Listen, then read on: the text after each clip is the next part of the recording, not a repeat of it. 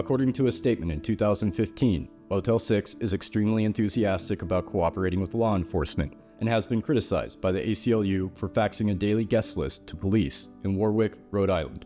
It is no secret that Motel 6 had a reputation for occasionally attracting criminals who posed a threat to staff, fellow guests, and those living nearby. Motel 6 appreciates its moral and legal obligations to work with law enforcement to reduce crime at their locations so as not to be shut down for being a nuisance to its neighbors.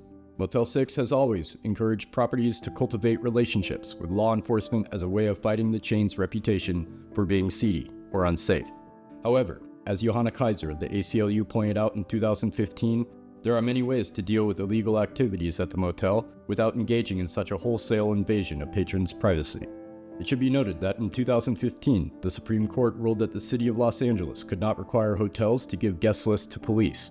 But if a hotel manager or owner wanted to send the guest list voluntarily, all bets are off. And as far as Zahn and Flaherty, the reporters for the Phoenix New Times who broke the story in 2017 pointed out, it's not clear whether Motel 6 staff initiated the arrangement with ICE or if they were responding to pressure from the agency.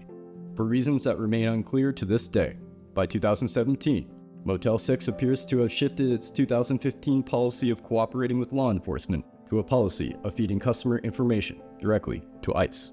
Motel 6 relies on the labor of unauthorized immigrants. The Phoenix New Times reports there's no evidence, however, to suggest that any of the people who ICE arrested at Motel 6 were engaged in illegal activity aside from being in the country without papers. They quote attorney Delia Salvatierra as saying, "It may very well be that Motel 6 was a hotspot for trafficking people into the country and a place where they would then be routed to the rest of the country. I get that, but that's not who they were arresting." Because many of the motel staffers are undocumented, the employees used to warn each other quietly.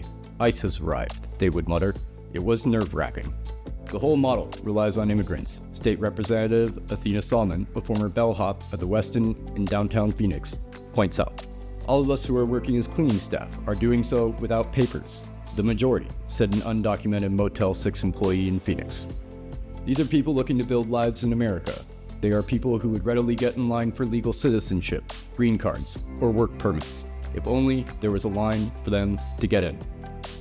Recently, Motel 6 has chosen to expand into the Latin American market with a new international brand called a Studio 6.